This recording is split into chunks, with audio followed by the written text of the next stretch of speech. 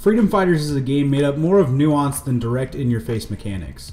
Taking place in an alternate history timeline where Russia dropped the nuke that ended World War II and proceeded to dominate the world, you end up in a post-Soviet invasion New York. You take control of a plumber turned revolutionary trying to free key locations from Soviet control. The story is a very basic Red Dawn-esque plot, and it doesn't really evolve much beyond the Soviet Union has invaded America and you have to fight back. But that's okay because the plot isn't the focus of the story as much as your actions in the game create their own little stories within each level. As I said, the mechanics are pretty bare bones. You move around and shoot, you can zoom in with the right mouse, and there's a handful of different weapons. You can also earn charisma points for completing objectives that will level you up and allow you to have more freedom fighters in your squad whom you can command to follow you, attack an area, or defend an area. However, the level design is what makes Freedom Fighters such a compelling game. You start off by accessing a map from the rebel base which you can use to move between a few areas, each with optional objectives and a key area to capture which completes the level. Completing the optional objectives will affect the enemy and forces in different ways. If you destroy a bridge, they won't be able to funnel as many troops into a given area.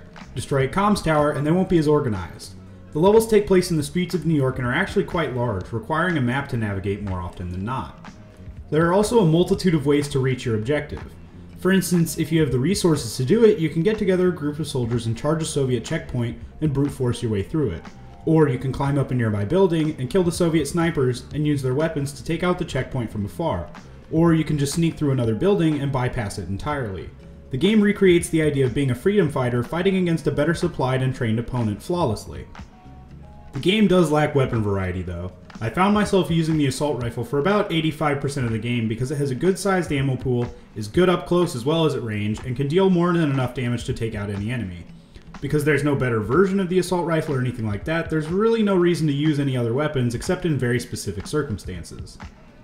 The graphics are nothing special for the time, but they get the job done. Textures can be muddy, but everything looks like what it needs to look like, and the different enemy types are instantly visually distinguishable from another. The graphics do sell the idea of a Soviet New York quite well though, from the dilapidated buildings to the roadblocks and even the propaganda posters that line the streets. The sound design is serviceable as well. Weapons all have a decent punch to them, but because of the lack of weapon variety that I mentioned earlier, you will be hearing the same sounds repeated over and over ad nauseum. The soundtrack fits the tone of the game perfectly, filling the streets of New York with epic Russian instrumentation and arrangements. Overall, Freedom Fighters is a game with some rough edges, but the way they represent fighting as a revolutionary and the way the gameplay creates its own mini-narratives within the level is worth seeing. So, yeah. See you next time. Peace.